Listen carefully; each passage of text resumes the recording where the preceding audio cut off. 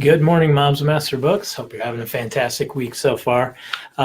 Today, we're doing part 2 of the question and answer that we started on Tuesday. We had so many questions. They were awesome questions. We had a good time doing it.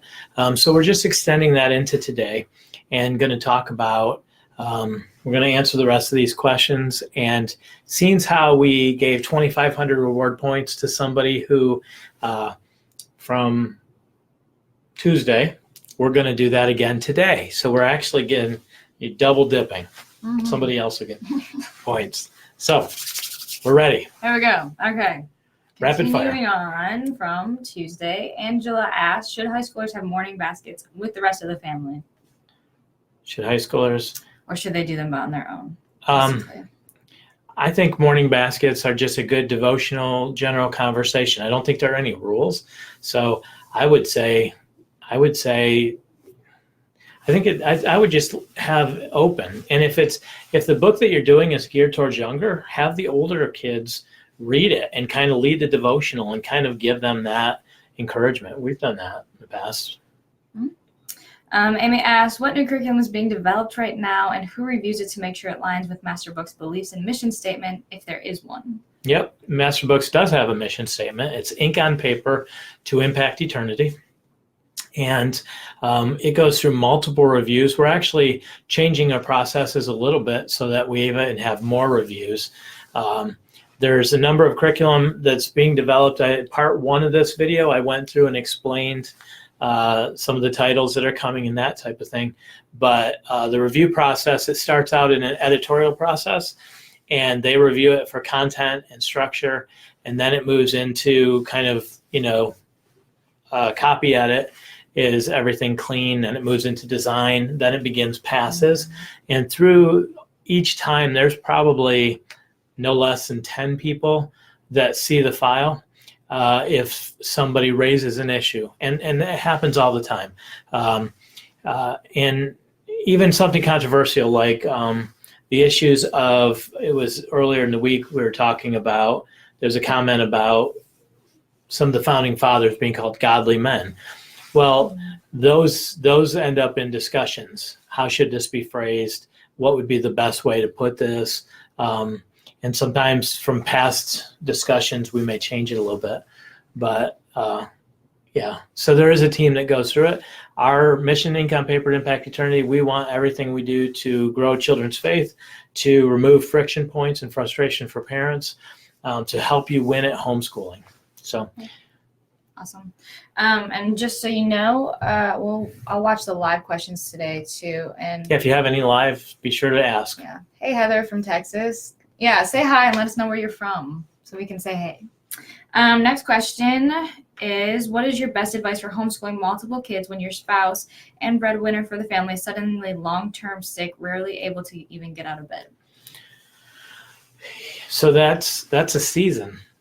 And I think you have to identify it as a season, cut back to the basics, keep it very simple, and cut out anything that isn't needed, that doesn't produce benefit for your family, right? Our family's in a season, and we've had to do that. And there are some things that are really important for us, other things that aren't as important. We're dropping some of the things that aren't as important and focusing on the things that are. As far as schooling goes, trying to do as many courses as we can where the student has the responsibility for learning, and we kind of come alongside as a coach rather than the teacher for a time being. And it doesn't mean every course, it doesn't mean we're not there to help, but it does mean that we're a little bit more hands-off at that time. So I think in those seasons, you do what you can, but determine for you what are the most important things that we can't miss.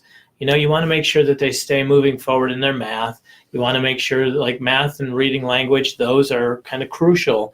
We can always catch up on history. We can always catch up on science, but kind of those foundational things, especially at lower grades, I would certainly encourage that. I know we have families that are going through other journeys and trials. If you have additional suggestions, who asked the question? That is Julie and Hannah. Jillian? Jillian Hannah. So if you have additional answers or suggestions for Jillian, please be free to, or be sure to comment here as well. Mm-hmm. Okay. Hey, Danielle from Ohio, Megan from Tennessee, and Shelly from Arkansas. So she's probably pretty close. I don't know. We are in Green Forest, Arkansas. We are a Go Hogs. Go Hogs. Woo Pig Suey. We've had to learn that to fit in because we're not naturally Hogs fans. But we didn't say that. No. Anna asked, why is shipping so much? I need the kangaroo math, but the shipping is holding me back from pulling the trigger. Okay, so that's a really good question. There's different business models. Let me liken it to grocery shopping. You go to the local market where the food is priced high, and when you get there, there's somebody packing the groceries, and they bring it out and actually load it into your car. Libby said, I'm going to need to hear Randy call the hogs. Okay, I'm going to go there. Here, piggy, piggy, piggy, piggy. Okay, so with that, right, you're paying more for the groceries, but you have greater service. Then you have an Aldi's where you're having to buy your own grocery bag. You have to bring your cart back to get your quarter, all of these types of things. Not an endorsement for either. But the pricing is built into the product in a way. And so with Master Books product, we try to keep our curriculum as affordably priced as possible so that price isn't an opposition for families, right? I don't want our books costing so much that families have to take out a second mortgage. Some curriculum is like, $800 to $1,200 per year per student. We want to make sure that you're able to school for, in that $200 to $400 range approximately with all your courses. Okay, that being said, because there isn't a lot of margin on the product, we have to make sure that we charge shipping prices.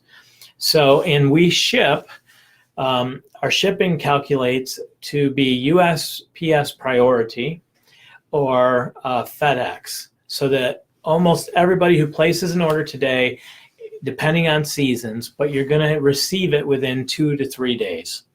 And we're going to have tracking information on it. It's going to be insured. It's a higher quality of delivery. Could we ship it medium mail? Yes. Okay, but when you're shipping, I forget how many thousands we shipped, 70, I think we figured 70,000 books in August. When you ship 70,000 books and you ship medium mail, the pain to reward ratio, it isn't there because sometimes medium mail will sit in the back of a truck or sit at a post office until they have enough to ship it. So what could be a 2 to 4 day delivery ends up becoming a 2 to 3 week delivery and just very difficult. There are ways. Now also, everything we do has to be able to scale. So I have to make sure that if I ship how do I ship 70,000 books? I have to be able to do it and manage it and keep things moving forward. So all of that being said, I don't think our shipping prices are high. They're actual rates that come from the post office. So when you put in your address, that rate that's coming in is the price that it costs to mail that product. We just haven't absorbed any of the cost in there. That being said, if you place an order for $75 or more, then we'll eat the shipping. And so within the contiguous United States. Within the contiguous United States, yes. As another option, one of the things we do is we provide the digital PDFs. But I will say for a lot of people, it's not necessarily cheaper if you don't have a good printing option because some of our books are 400 to 500 pages with a lot of color. And a typical inkjet printer, by the time you buy your Rima paper, you buy the book, you buy the Rima paper, and you buy 2 or 3 printer cartridges, you're going to be like, whoa, this book cost me a lot of money. Cost of production is a lot. And so, overall, the prices, we work hard to keep our prices low. And there's a lot of different trades and business models, and you try to figure out the best one to meet the needs of the most people in the market. And that's what we do. I know this issue comes up a lot with flash sales too, and some of our books, we take $15, $20 books and we'll knock them down to basically above just like cost, to be able to help fill your libraries and create, the energy that we enjoy. Mm-hmm. There's like nothing, these are same books that we're shipping. And so the post office is looking at what is the weight, what is the size of the book, here's the quote that it's going to cost. Could we do it medium mail? Now, right now we're shipping, if you, even with flash sales, we're shipping, I think we're shipping Priority and FedEx. So, yesterday I went to Barnes & Noble's, I bought 2 business books. I think it cost me $54 for these 2 books. If we were charging a lot for our books, these are 2 little teeny paperback books that I paid $54 for. Our curriculum doesn't cost as much as what I paid for that book.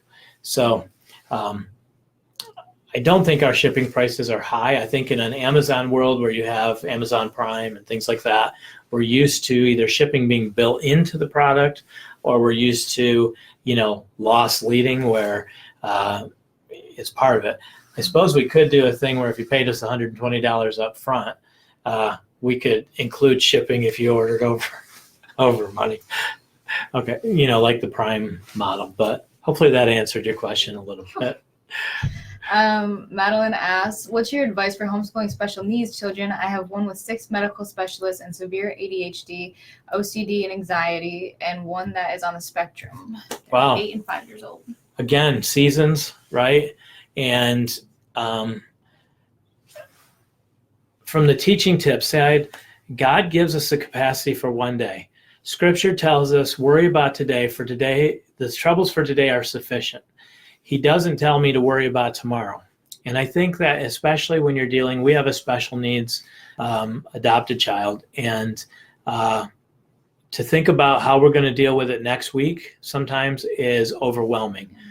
I think, how do we manage today? How do we get through today? And then again, tailoring to fit the needs of the student and what you can do. I think also you have to look at, what is the end game, right? We can't school blindly.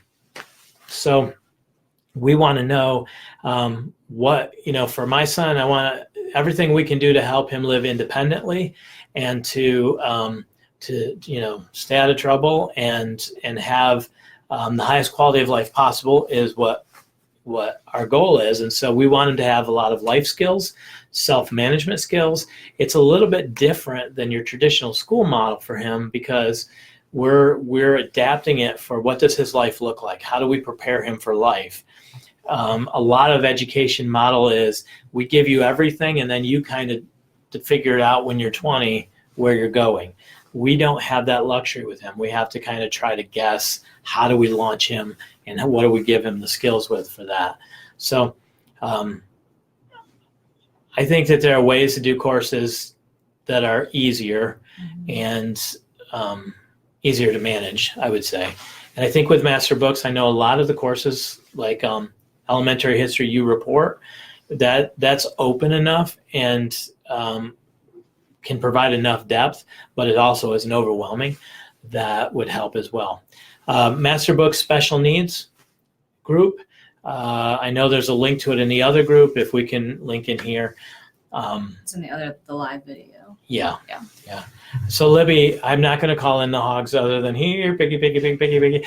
But I have been at a concert. I think it was a Danny Gogi concert, and he's like, I got to hear this, and so they called in the hogs, and it's kind of a surreal experience. It's I don't think I've heard the official everybody go nuts. Yeah, you got to YouTube the calling in of the hogs because it's more exciting than Hogs football. Just the call. Forget the football game. We're just here for the call, honestly. Hey, Erica. Hey, Brad and Sarah. Ithaca, New York. We actually used to live in Moravia, New York, which is just north of Ithaca. Kasha, Carity. Erica asked, I think if you were using multiple kids on one subject. Okay, never mind. Wasn't a question. Hi, Breeze. I have a child that struggles with remembering steps to division, mainly because he is so afraid of it being wrong. What can I do to help? That's a good question. Practice and teach that failure is failure isn't the end of the world. Brittany's a perfectionist, so that would be her struggle. She would just be full of anxiety to even try because she's, right? Yeah, very scared to get things wrong. So yeah, learning to that mistakes are kind of a win because you learn from it has been the most helpful thing for me. So. Yeah. It's all in how you kind of see it. Because even in like long division, if something went wrong, it's not just the answer. It's what process did you miss it at? And that's problem solving skills, right? So for all of life, we're always problem solving. Always problem solving. So that's like step back from, this isn't just about division and all of that, but how can we actually start learning about problem solving skills and developing those too? Good. Cool. Chase and Melissa asked, are there any plans for home ec curriculum, or is there one that you would recommend? For what? Home ec. Home ec? I know, I think I said it funny. I said home ec at first. Never mind. Yeah, we don't have a solution for home ec at this point, and I don't really have a recommendation. Our home ec was always practical application. See, Brittany sort of still lives at home. We have an apartment, but her responsibility since she got her driver's license, usually when you get your driver's license in our house, you become the shopper and you have dinner responsibilities. So Brittany has managed our food, grocery shopping, budgeting, planning meals. Yeah. Either making them or helping one of my younger siblings make them. Chores, having chores set up so that it's not just like, oh, clean your room. More things that you learn, life skills. Right. So mowing the lawn, making dinner. I know how to change oil. And honestly, I give my debit card to Brittany and she goes and does the grocery shopping. I don't tell her.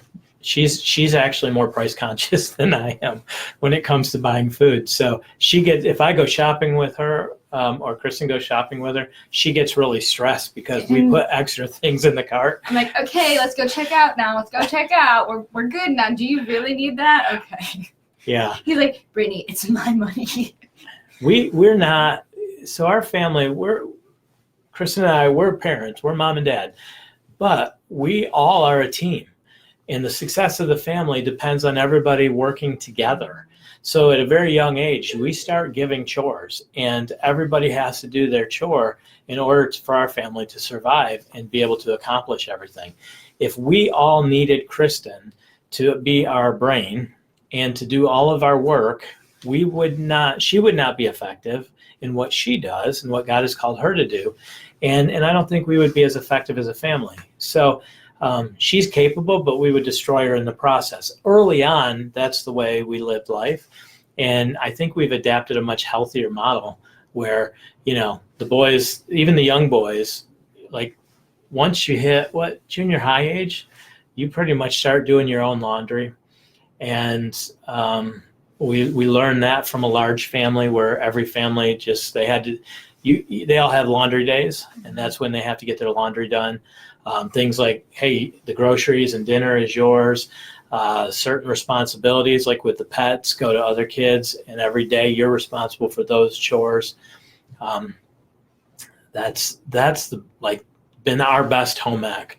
And when my son left home, he's able to shop because he shopped for the whole family. He fed 9 kids plus mom and dad. Plus we had workers actually at that time too.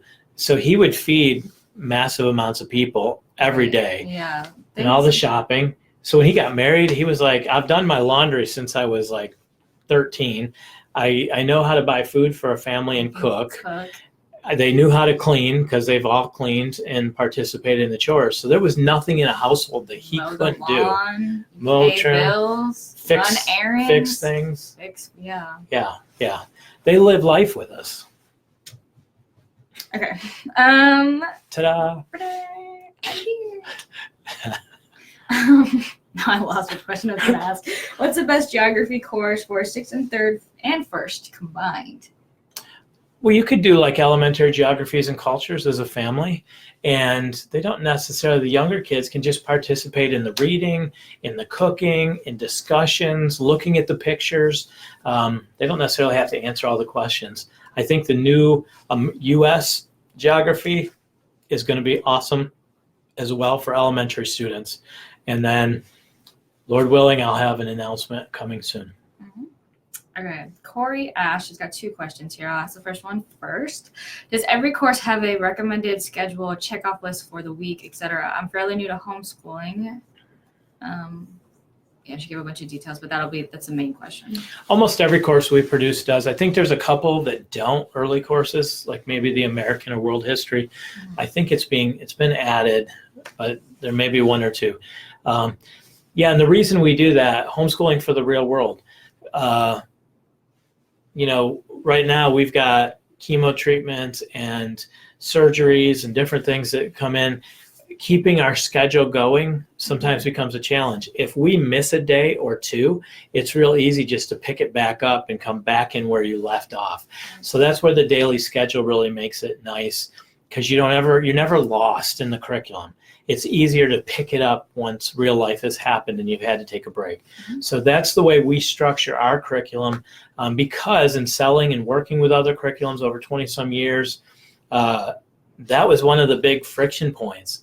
It's like if you stop for a week or 2 weeks or even a month because life happens, getting restarted is so hard, finding where you are and all of that. So that's kind of where the lesson plan really helps. Okay. And she said, I know I just posted a question above, but I'm a newbie here, so I have another. It's exactly why we do these Q&As.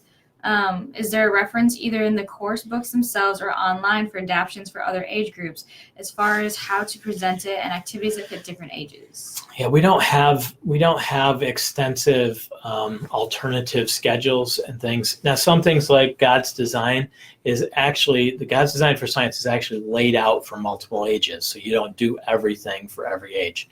But for the majority of our courses, you're best to keep it within the targeted age range unless you feel comfortable tailoring it. So, it's the tool is good. If we say it's recommended for upper elementary, that's the comfort zone I would stay if you're not real comfortable adapting it. A bunch of hays. Hey. Good morning. Next one, for the science curriculums, and I guess kind of in general, is there a supply list that goes with them so I can know, say, 3 weeks ahead of time what I need to get? Also, any new exciting changes or additions coming down the pipeline? So we do add supply list as much as possible, especially newer courses, because we know that that's a friction point in homeschooling. So like Adventures in Creation, I think there's an early supply list, and then there's a weekly supply list. It's all broken out as well. So yeah, we try to do that. There's some exciting stuff coming down the line. Part 1 of this video, I went through and showed some of those, but U.S. Geography is one, a physics science to complete the master class course, an Algebra 2 that's phenomenal. I'm excited about that one coming. There's the preschool Stepping Stones curriculum that's coming. A lot of good stuff. Yeah. All right. In the live comments, Joy asked, I may be assigned to handle Christian education at church. What Master Books resources can I use to be backbone of our curriculum for our kids? Any suggestions? Master Books as a backbone. Well, on the website, there's a section for kids, I believe. I think there's a kids tab. So there's 4 sections. I think it's apologetics, creation science, homeschooling, and kids. Everything that we produce is very apologetically driven. Right. It's based to defend young earth creation, which supports the biblical model of creation and biblical authority. So I would suggest starting there. Awesome. Betsy had a handful of questions, so we'll rapid fire these ones quick. Okay. Is God's Design Heaven and Earth for Beginners already in the works? Yes. Is the math companion? When I say it's in the works, we have all the files in-house. The design has started looking at it. Cool. Is the math companion coming out soon? Yes. You're actually working on that with some images Right. that we're in the final. It's written. They're going through it. It should be available. I gotta think within the next 2 to 3 weeks that the files will be, at least the digital file will be ready. Yeah. Okay. Is a cursive curriculum coming out in the near future? Not near future. We're probably 2021, 2022. Okay. Will there be a Spanish or other languages curriculum offered? I addressed that in the last video. We'd love a proposal for that. Right. We're filling in gaps. Our process is we go back through as we get feedback on our curriculum. We go back through and we're improving what we've already done, but at the same time we're looking to fill in gaps that we have in the curriculum. Good morning from Alaska. Veronica said, "Hey." Is it cold in Alaska, Veronica? Because it's kind of cold in Arkansas. Cold and rainy today. The Arctic saw today. Arctic saw today. My son loves geography. Will there be a geography curriculum offered for middle and high school? Do we have one? Stay tuned. We'll see. We'll get you an answer. Yeah, we're looking at some options, and so that's something that we may be looking at. At present, no. Outside, we really don't have anything, but perhaps soon in the future. See, Barry Chris Aruda asked Aruda. She said, "I know the younger grades are designed for that easier to follow schedule, not overwhelming. How do you do that with high school? The high school level curriculum doesn't seem so easygoing." Yeah, so what we did, we came into the curriculum market in 2012. We started with what we already had, the product that we already had, and then we built on that. So over the last 7 years, we've produced a tremendous amount of curriculum. We've learned a lot over those 7 years, and this group has been crucial to what we're learning because we're actually developing curriculum for the real world because we're actually connected to the real world. So we know the hits and the misses, and we try not to do the misses, and we try to hit a home run every time now. So we started with kind of middle school, high school, because we were a biblical apologetics company with a lot of resources for that age group. Then we moved into the elementary, and we spent the last really year and a half developing some really good elementary products like math lessons for living education, language lessons for living education, God's Design for Science. We got the rights to do a Master Books edition of that.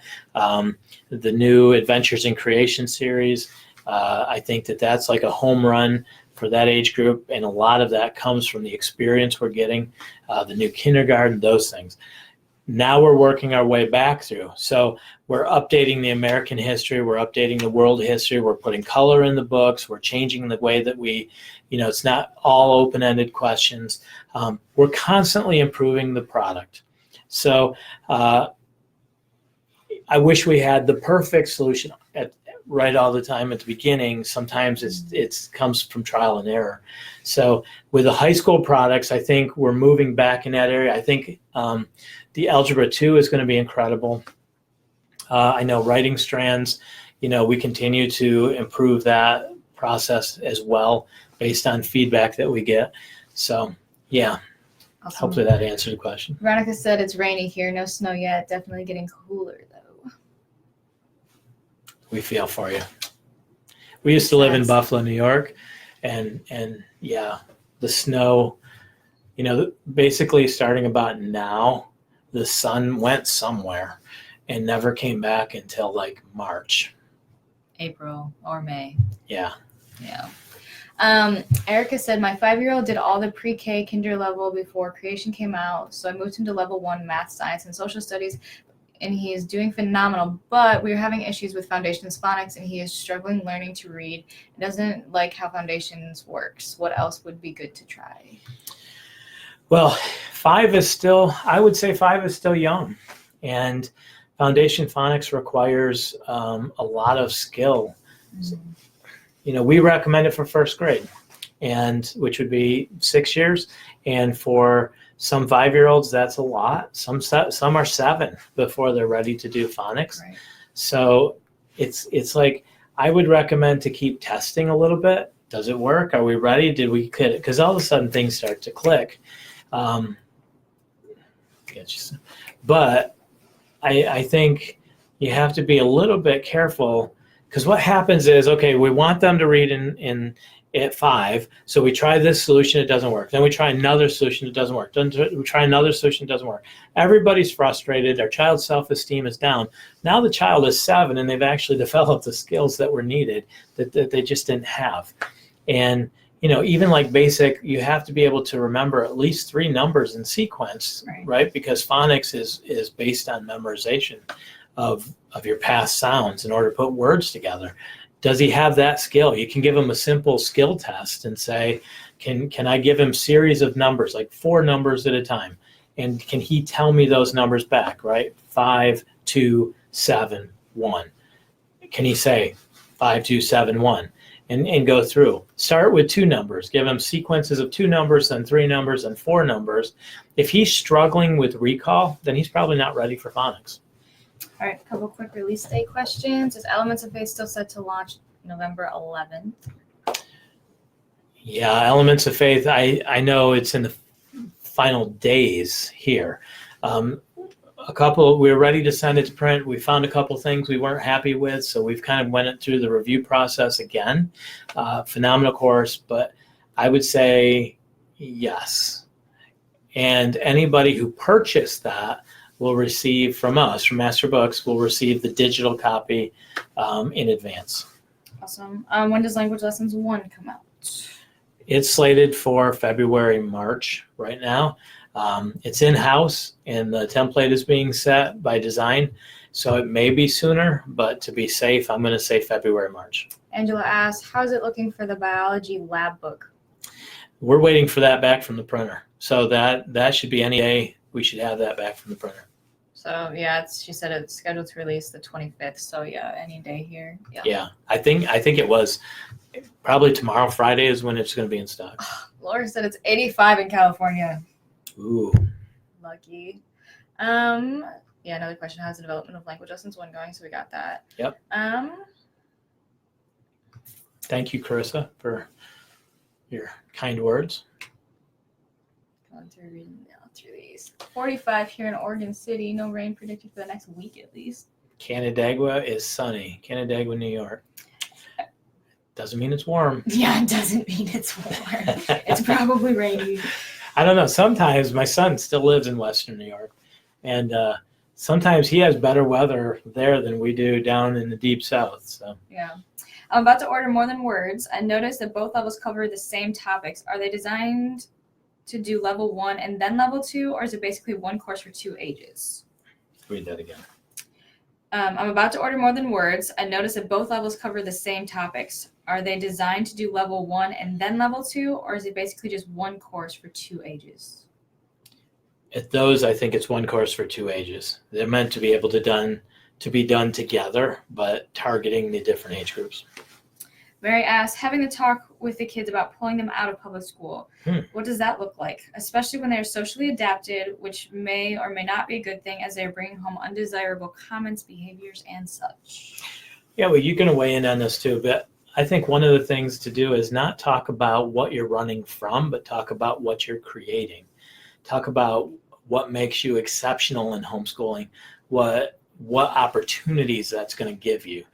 We didn't focus on what the kids missed or what the kids were leaving. What we focused on was what we were going to create.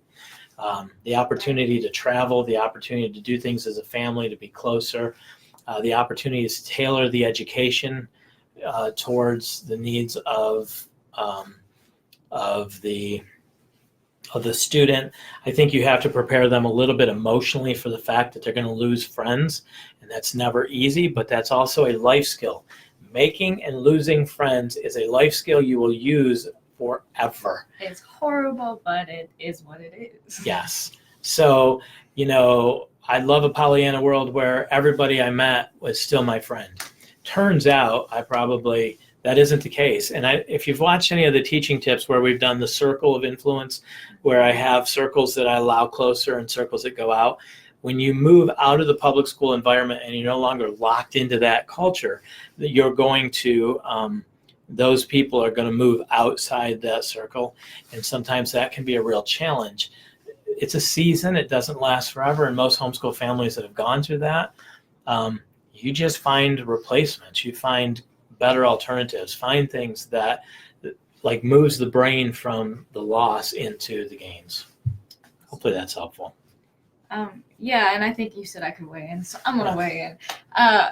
A lesson that I'm learning lately is that when I'm talking to people, a lot of times if I'm like breaking in bad news or what I would perceive as bad news, I don't give them enough chance to process their emotions on their own, and I just kind of assume what they're feeling. And so I try and solve all their problems before giving them time to respond. So if I say, hey, bud, we're going to pull you out of public school, and then immediately I'm like, I know you would feel this way. And I know you'd feel this way, and I understand that it's sad, and I understand that you're going to have to work through this, and blah, blah, blah. I'm already telling him what to feel, and that's not fair of me to process those emotions for him. That's something that he has to do on his own. So say, what are you feeling? How do you feel about this?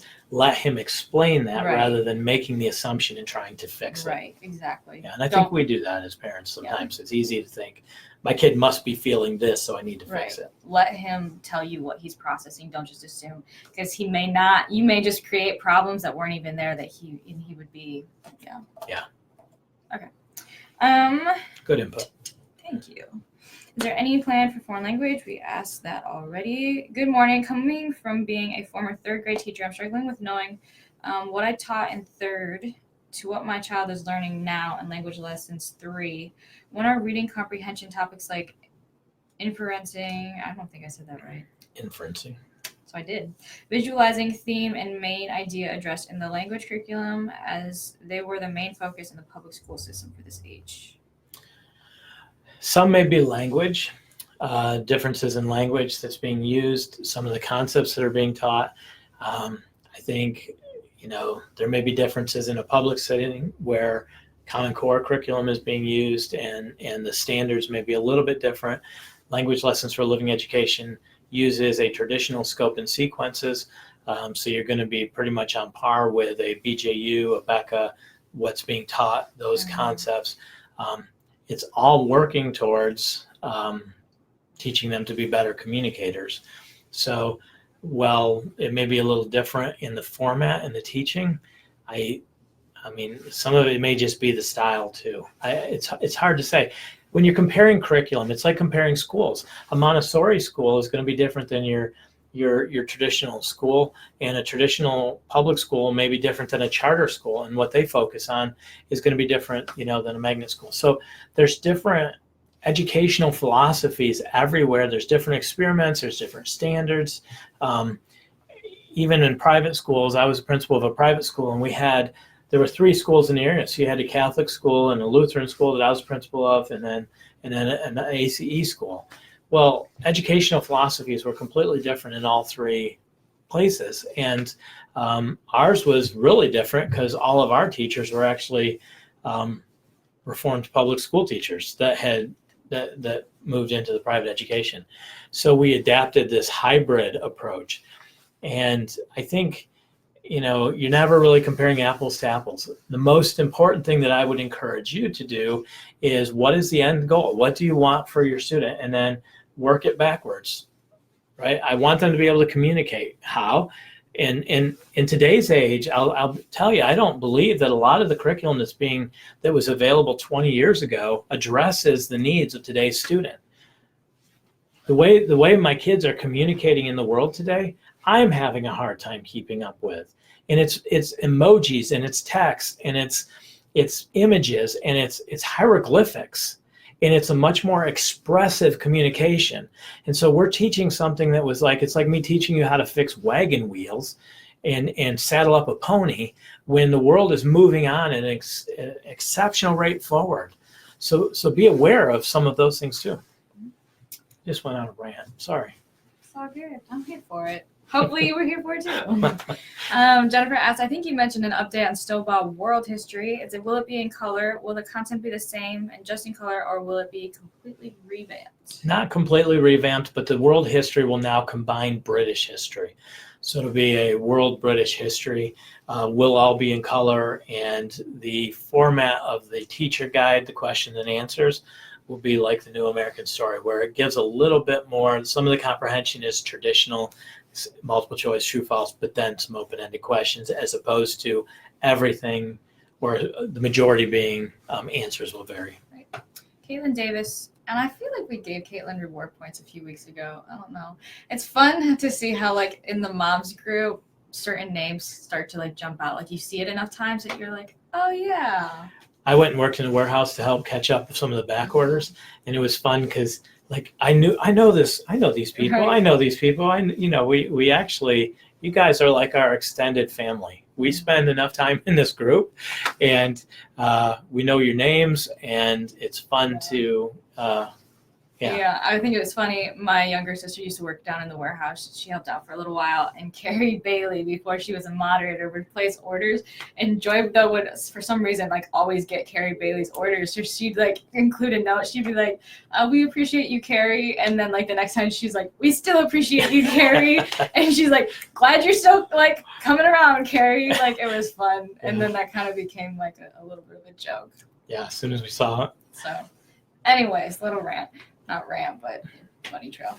Caitlin Davis asked, does Master Books have a distributor in Alaska or someone who goes to curriculum fairs up here? I know a lot of homeschool moms, and none of them had heard of Master Books until I talked their ear off about how much I love all of it. We are doing an event at our church in April where I'll be talking about Master Books as a homeschool option. I've only done school with my first and second grader and would like to know what must-haves I should tell them about for the upper grade levels and why. And somebody else chimed in that they'd like to know that too. We don't have a distributor in Alaska that I'm aware of, Caitlin. I think it would be a great opportunity for you to start a homeschool business where you sell Master Books curriculum, that you attend the shows. We have reseller programs, so if you would ever be interested in that, we can set you up as a reseller.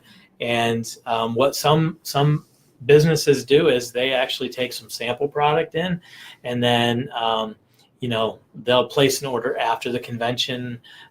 We have others that have storefronts or do home parties type thing and then sell curriculum. There's opportunities to be resellers of curriculum, and we've even talked in the past about doing kind of the Usborne model with book parties. It's a lot to manage, and we've been growing a lot, and so just managing the growth we have has been a challenge, but we think that model would be awesome too. Right. Some questions about cursive. Any cursive in the works? And then Diana asked, since my boys know cursive, do you think I can use writing strands 1 and just have them answer in cursive along with language lessons 3 and 4 for an 8 and 9-year-old for cursive practice, or would that be too much? So I guess using language lessons or writing strands and having them do it in cursive, is that too much at this level? I guess it depends on your student. I don't think you need to. If language lessons is enough, and then if they're coming out of language lesson 6 or elementary Bible grammar, we would move them into like intermediate 1 if they're ready. I would probably say either or, but because it's easy enough to give handwriting practice to a student, just having them write their answers in cursive. Right. Hey, Danielle, thank you so much for the kind words on language lessons. I'm going to jump back over to the other comments about science starters. My kid is only kindergarten, but I wanted to use science starters with him. When will be his grade level? If they will have discontinued, what would be the best way to go about it? Should I buy them now, or are they available at other online stores? We have a fair amount of inventory, and the ones that are listed, and I would say they're targeted more for grades 3 through 6. There's a lot of hands-on. The author did some excellent videos that went along with them, so you could gain a lot from doing them as long as you didn't have high expectations that the student has to have a lot of retention. So you could use them, but I would say they're designed more for like grades 3 through 6. Okay. Caitlin Morris, another name I recognize. Hope for the challenging days. What encouragement would you give to a homeschooling parent who needs a cheerleader? What are some thoughts or phrases to keep in mind for the hard days? Okay, thoughts or phrases. Randyisms. Randyisms. Measure success by success, not by the number of failures it takes to achieve it. That would be one. Yeah. I think I think sometimes we see ourselves as a failure and we don't look at the big picture that we're succeeding all the time. Failure is part of success. So there is no perfect. Let that go. There is only growth. And room for growth is another phrase I love to use, whether I was pastoring or here. We give each other room for growth. We're not perfect. We don't expect perfect. What we want to see is growth. So room for growth is another. We teach what we tolerate.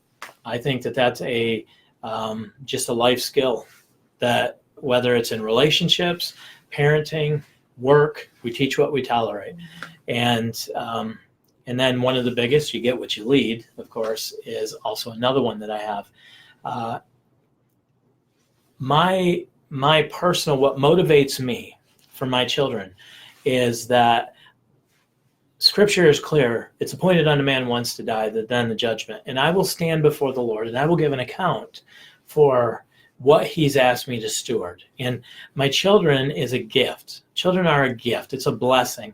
And I have been given this opportunity. And when I look at Scripture and I see that when the Lord gives something, he expects us to use them and to be wise stewards of those gifts and talents. I want to make sure that when I stand before the Lord, I do hear with my kids, well done, thou good and faithful servant, that I did steward that opportunity. Nobody else is going to stand there with me. Nobody's going to accept responsibility.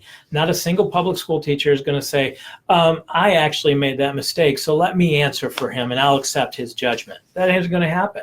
There isn't a pastor, there isn't a youth pastor, there isn't anybody else who's going to jump into my place outside of Christ who did that for me and say, I'm willing to accept the fact that he didn't take his responsibility to parent his children. I'll accept that. I have to bear that responsibility before my Creator God. That's what drives and motivates me as a parent is I have this appointment coming and I have to give my account for this. And I want to make sure that when I do that, I say, I fought for my kids and I made sure that I gave them every opportunity and I stewarded them and I prepared them to advance your kingdom. And that's the end game that drives me down here to be able to do that. And there comes a place with our kids where I say, and Kristen agrees, and we say, okay, now we're giving you accountability. Like you are now accountable for your life and you will stand accountable before God. So now you have to own this. I can't do this anymore. You're at the age where you're making your own decisions and I can't continue forcing you to do things my way, right? So I'm handing that off to you. But when they're young, especially in school, I'm looking at this as this is prep, this is discipleship, this is training. This is not about, we can't just go through the motions. So that side drives. As far as you need encouragement, we've been at this over 20 some years. I have 5 that have graduated. I've seen enough of the alternative. We had kids who went to public school or private school alongside our kids, and we've watched this great divide. And I've gotten to see the blessing that homeschooling and the closeness of our family through that has produced. And I've watched the pain and suffering that the alternative has produced in many cases. We've actually stood beside the grave of these kids and had to grieve with the families. You couldn't convince me that the hard days are not worth the benefits and the rewards of having our children serving the Lord. And so those are kind of my top go-tos in days that it's like, is this worth it? We don't even question, is it worth it anymore? We just know that, there's going to be bad days, there's going to be good days. The 50-50 rule, back in teaching tips, if you watch any of my teaching tips, this is something I taught on. Expect bad days. Then you're not disappointed when you have them. Just be like, oh, this is a bad day. 50% of my days are good. 50% of my days are bad. Today's a bad day. No big deal. It'll be over. Maybe tomorrow will be a good day. That helps us because we have a realistic expectation to happiness. Right. Okay. It's kind of a long comment, but I thought it was a good one. What? I'm going on again. Yeah, go ahead. I know. Try and get to it part 3. Veronica Farnsworth asks, like you mentioned in the live, being a servant leader as a husband in support of homeschooling mom, could you possibly do teaching tips geared towards dads? My husband works out of town a lot. We have 4 kids, and he has very little to do with any of our homeschooling processes. I would love to share with him a video from your perspective that might inspire him to be a bit more interested in being involved in some ways. He can be supportive and encouraging to me. Also to encourage him that just because I'm handling the schooling, he still has a great impact on molding our children during the nights and weekends as well. Something shorter so he will actually watch and not be overwhelmed by information, like 10 to 15 minutes would be absolutely perfect. Thank you so much for all you do already and support and encourage all of us. We are having the best year homeschooling thanks to Master Books. Having the best year homeschooling, that's awesome. Yeah, I'll do a handling dad teaching tip. I'll tell you one of the biggest things you can do, and he may not deserve it. I certainly didn't deserve it. I certainly don't always deserve it. But you reward the behavior you want. When he gets it right, when he does one thing, that just give it to him. Tell him, man, that is awesome, and give him a kiss on the cheek. Let him know that you think he's your hero. See if he doesn't start looking for more ways to impress you. I mean, we all want to impress our girl, and it gets harder and harder as we get older and have more responsibilities, and we have a lot of life's mistakes behind us. But that means a lot. So, but I'll do it. I'll do a handling dad. Awesome. Okay, so that's all for the older comments. So just going through some of the live now quick because we're already 52 minutes in. We are currently doing Jensen's vocabulary. Is there an instruction manual? I don't understand. How are they supposed to do this? Jensen's vocabulary. There is a YouTube video where the author was with me and we did it here live. It talks about how to do the vocabulary and what it's meant to do. So I would watch that video. Awesome. Some kind words from Amber and Laura. Thank you so much. Thank you guys. Sharing everybody's feedback. Carissa asked, looking at doing science together for my 2 oldest will be level 3 and level 6 next year. Is it reasonable to do God's design for heaven and earth with both and then coming back to God's design for life later with the younger one? Absolutely. Desiree said we love Randy rants. Say that 10 times fast. Randy rants. Do you guys really handwrite those verses on each invoice? No. We used to. And it was hard to keep up with them. And so what we do is we ask the guys to prayerfully seek the scriptures that are important to them or the messages that are important to them. And then we trust that when that order comes through the system and it gets in that line, that message is going to be the right one for you. And so many times we've seen that, and we update the scriptures, and Brittany actually works with the warehouse people. And my daughter, Joy, has started doing that. That's Joy. She's a gift giver. And so for her, she saw a box, and she was handwriting on every box these messages. And it was just taking a lot of time. It was taking a lot of time. So. But we saw the benefit because, we want to cheer you guys on, right? Because we know that a homeschool mom has very few people in her corner saying, you're doing it right, you're making a difference. Go. And that's really what we want to do. We want to be partners in saying we're here to help you win. We want to see you win because that's when we win. So Sarah asked, she said, my oldest is in 10th grade but struggles with English. How could I use the language lessons as a high school credit? She seems to be at about level 5.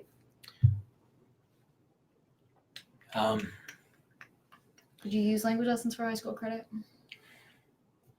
What about to supplement? Yeah, you could supplement. I don't think I would use it as a credit. I would say no. I think the best thing you could be doing is composition work and practice. Mm-hmm. And like the writing strands, you could do writing strands. Start like if she's at the beginner 1, you could do beginning 1, beginning 2 in 1 year. Drop the reading or do reading and writing combined in a week because she's old enough to do that. Good readers make good writers. It would be complicated to give an easy answer to this, but you want her writing as much as possible, I think. Mm-hmm. Okay, Lisa Martin said, "You and the Master Books family are such a blessing to our family. I converted a mom to Master Books to homeschooling yesterday." So Yay. exciting. We were talking about it today. We want to start a Master Book mentor program because we have so many moms that are actually helping mentor other families. We think it'd be awesome to have kind of a mentor group. Yeah, it'd be fun. And then the rest were just kind of like people chiming in. And Awesome. yeah. Hey guys, well, thank you for your questions. Who won the 2,500 reward points? Joy Marsigan. Totally did not get your last name right. Marsigan. Joy Marsigan. All right, so Joy won. Okay. So comment, let us know that you're here so we can say congrats and we can get those added into your account. Yeah. Okay. Awesome. Good.